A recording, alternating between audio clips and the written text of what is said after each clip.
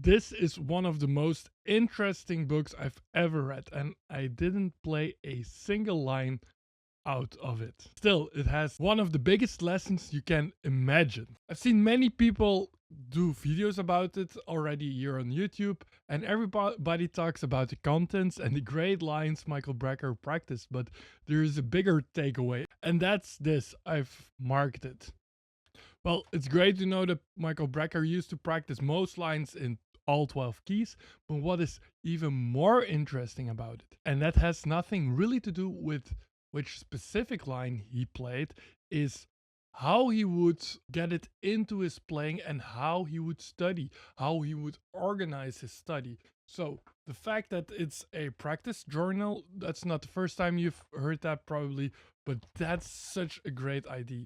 And not play Michael Brecker's journal, but keep your own journal and make your own compilation of your favorite lines, just from like a single interval up to 2, 3, maybe maximum 4 measures at a time. If you start today, imagine what it would look like in a year if you did just one a week.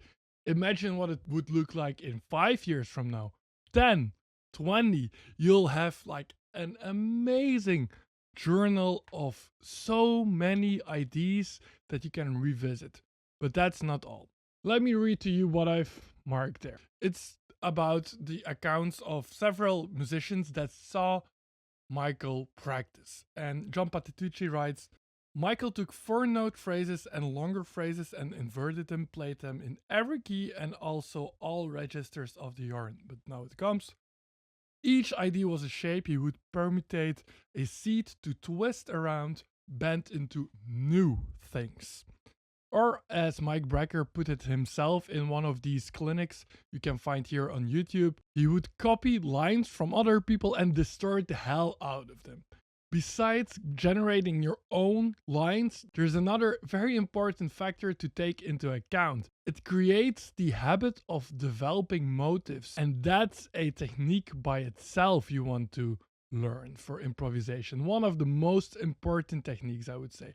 There's another byproduct which is very important as well. By varying on lines of or new material, you will remember it better. It's a great memory tool. Variate on the same ideas and it will stick way better. You might remember that famous meme from the internet about a fish. It goes something like, give a man a fish and you'll feed him for one day. Teach a man how to fish and you'll feed him for a lifetime. For music, that might be, give a man a lick and you'll feed him for one measure. Teach a man how to distort the hell out of a line, you'll feed him for a full chorus. Another addition kind of confirms it, that he used it not only just to alter the lines by itself, but he saw it as a serious learning tool. Richie Bayrak writes, amongst other things, he used extreme repetition and then altered repetition as serious learning tools. Altered repetition as a serious learning tool. There you have it. So, besides learning that lick in 12 keys, which is a great thing to do, it doesn't stop there. It kind of starts there. Then you want to go and alter it, variate on it, permutate it, so you put the notes in different orders. You just play with it, frankly. That's actually what you have to do still.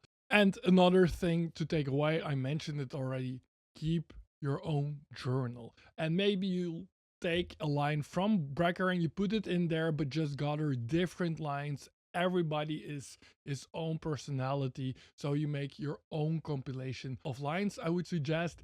And one of the most remarkable things about this is that Michael Brecker had such a consistency. That's also what you can see. It starts like in late 60s, I think, and then goes into the 70s, 80s. So the main takeaway from this book is not the lines.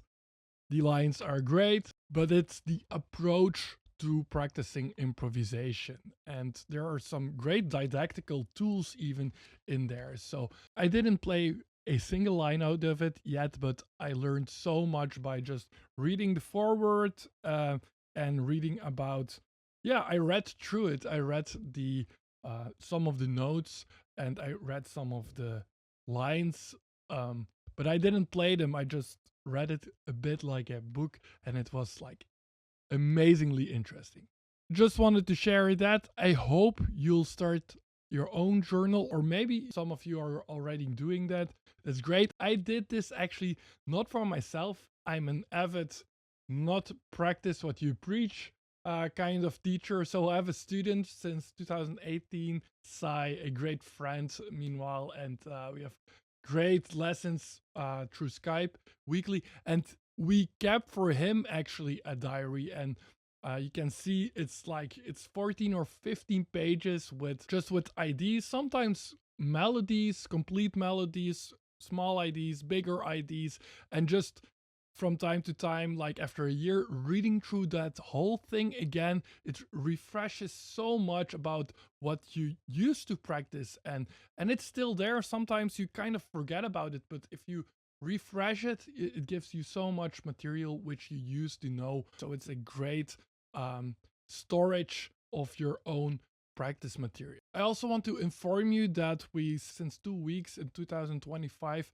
after like 7 years, we changed up our Patreon, and instead of giving weekly a solo transcription and the PDFs there, we made it way more practical. And we are actually doing pretty much what Michael Brecker did here.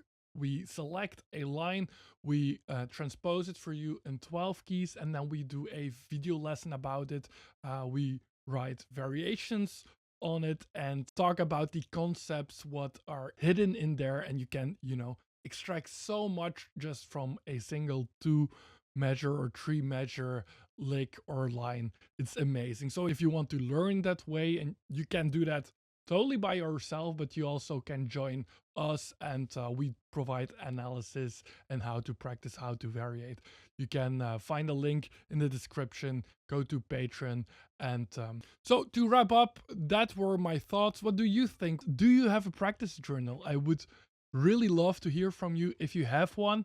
And also, if you don't have one, if you will start now, fully would cheer you on by doing that. I just started my own one just a month ago, so I'm finally trying to practice what I preach, but I have like just a few. And yeah, imagine that I have more than 200 full solo transcriptions, but I don't have the journal yet. I have just a few lines of lines. That's a weird sentence. Anyway, I'm Jorge Reiners from Sharp 11 Music, and if you want more of this, all about soloing and improvisation, subscribe and hit the like button. Yeah, that helps. Thank you.